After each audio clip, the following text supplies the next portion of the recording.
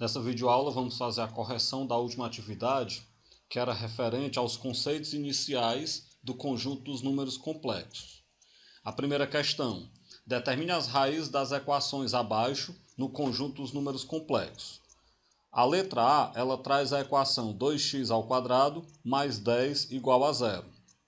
Nós temos que o termo A é 2, o termo B é 0 e o termo C é 10. Então pega a fórmula de delta, que é b² menos 4ac, substitua o b por 0 ao quadrado, menos 4 vezes o a, que é 2, vezes o c, que é 10. 0 ao quadrado dá 0, 4 vezes 2 vezes 10 dá 80, negativo. Delta é igual a 0 menos 80, que é menos 80. Bem, indo para a fórmula de Bhaskara, x é igual a menos b, mais ou menos a raiz de delta sobre 2a. Então, x é igual a menos o 0, mais ou menos a raiz quadrada de menos 80 sobre 2 vezes 2. Esse menos 0 eu coloco se eu quiser, por isso eu fui logo para o mais ou menos. Como o 80 ele não tem raiz exata, eu quebrei o 80 em 16 vezes 5, porque o 16 tem raiz exata. E aí, claro, como se trata da raiz quadrada do menos 80, eu coloquei 16 vezes 5 vezes menos 1. Tudo isso sobre 2 vezes 2, que é 4. Bem, então vai ficar mais ou menos a raiz quadrada do 16, que é 4, raiz de 5. A raiz quadrada do menos 1 é i sobre 4. Cancela o 4 com o 4, nós temos que o x é igual a mais ou menos raiz quadrada de 5i. Portanto, o conjunto solução dessa nossa equação do segundo grau é menos raiz de 5i e raiz de 5i positivo. A letra B traz a equação x² mais 4x mais 8 igual a 0. Então aí você vai ter que o termo A é 1, o termo B é 4 e o termo C é 8. Bem, então pega a fórmula de delta, que é b² menos 4ac. Então vai ficar 4² menos 4 vezes o A, que é 1, vezes o C, que é 8. 4² dá 16, menos 4 vezes 8 dá 32. De maneira que o delta é menos 16. Daí vamos para a fórmula de Bhaskara. X é igual a menos b, mais ou menos raiz de delta sobre 2a. Isso vai ficar menos o b, que é 4, mais ou menos a raiz do delta, que é menos 16, sobre 2 vezes o a, que é 1. Então você tem menos 4, mais ou menos 4i, que é a raiz quadrada do menos 16, sobre 2. Bem, quando eu pegar o menos 4 e o mais ou menos 4 dividido para 2, nós chegamos à solução de que o x ele é menos 2 mais ou menos 2i. Dessa forma, então, o conjunto de solução dessa equação é menos 2 menos 2i e menos 2 mais 2i. A letra C traz a equação x² menos 4x mais 5 igual a 0. Do mesmo jeito, o termo A é 1, o termo B é menos 4, o termo C é 5. Então pega a fórmula de delta, b² menos 4ac, e vamos lá. O B é menos 4 ao quadrado, menos 4 vezes o A, que é 1, vezes o C, que é 5. Menos 4 ao quadrado é 16, menos 4 vezes 5 dá 20, de maneira que o delta é menos 4. Então eu pego o x é igual a menos b, mais ou menos a raiz quadrada de delta sobre 2a. Então vai ficar menos o b, que é menos 4, mais ou menos a raiz quadrada do menos 4, sobre 2 vezes o a, que é 1.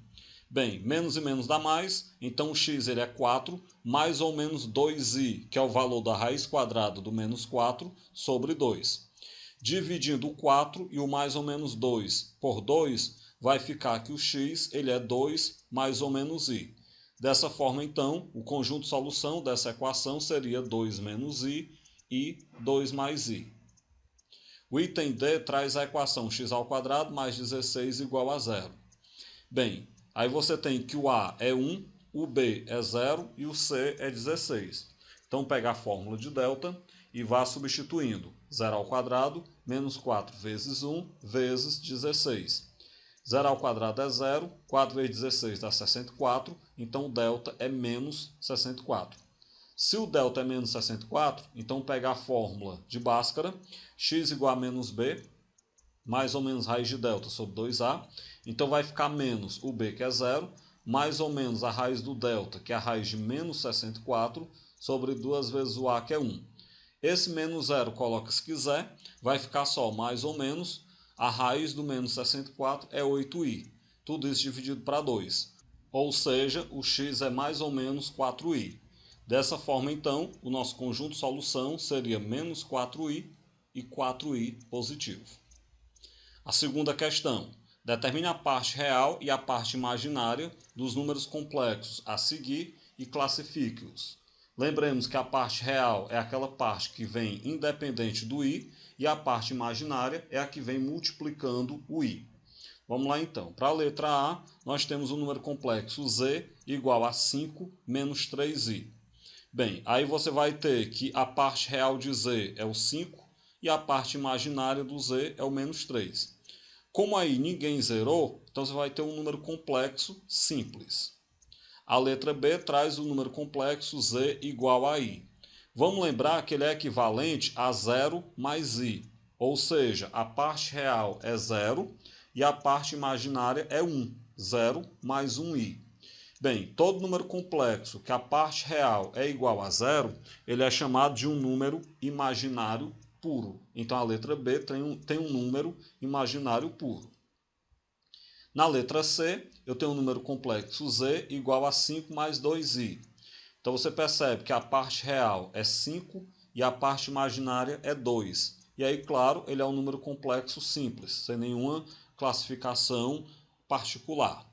O item D traz o número complexo z igual a raiz quadrada de 3. Bem, observemos que ele é equivalente a z igual a raiz quadrada de 3 mais 0i. Então a parte real dele é a raiz quadrada de 3 e a parte imaginária dele é 0. Portanto, então, se eu tenho um número onde a parte imaginária é 0, ele é um número real puro. A terceira questão. Determine o valor de x para que os números complexos a seguir sejam imaginários puros. Lembremos que para que um número seja imaginário puro, a sua parte real ela tem que ser 0, ela tem que ser nula. Então você tem na letra A o número complexo z igual a x mais 7 menos 3i. Como a parte real ela deve ser nula, então você deve ter que o x mais 7 tem que ser igual a 0. Desse modo, então, basta que você tenha x igual a menos 7, e aí, claro, você terá um número imaginário puro. O item B traz o número complexo w igual a x mais 3 ao quadrado mais 5i.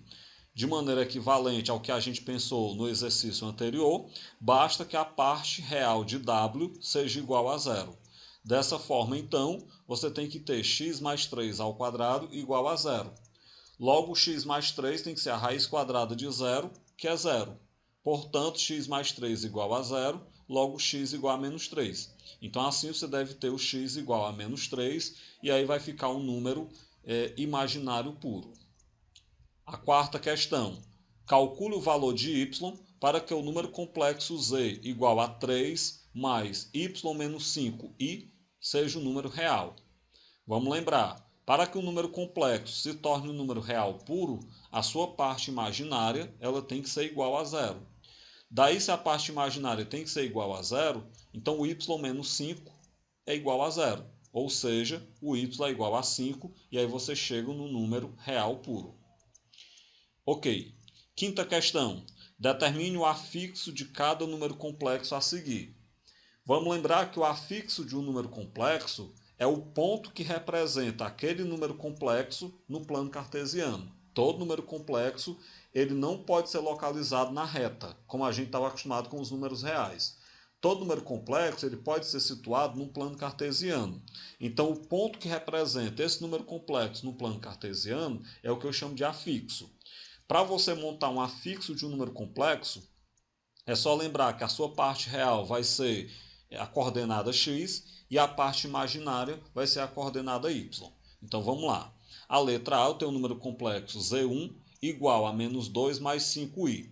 Como nós sabemos que a parte real dele, que é o A, é menos 2 e a parte imaginária, que é o B, é 5, então basta que a gente monte um número na forma AB, de coordenadas AB, que seria então menos 2 e 5. Esse é o afixo do número complexo Z1. O número complexo Z2 ele é 4 mais 3i. Então aí você tem que a parte real é 4, a parte imaginária é 3. De maneira então que o seu afixo vai ser o par ordenado AB, de forma que ele vai ser o ponto de coordenadas 4 e 3. O número complexo Z3, ele é menos 2i. Vamos lembrar que o número complexo menos 2i, ele é na verdade 0 menos 2i. Então sua parte real é 0 e sua parte imaginária é menos 2. Dessa forma, o seu afixo vai ser o ponto de coordenadas AB, que na verdade é 0 e menos 2. Por outro lado, o ponto D, o número complexo Z, que está no item D, é o Z4, ele é menos 5, menos 5i. Então você tem aí no caso, a parte real é menos 5 e a parte imaginária também é menos 5. De maneira que o afixo dele vai ser o par ordenado AB de coordenadas menos 5 e menos 5. Finalizamos por aqui nossa videoaula de correção. Até a próxima.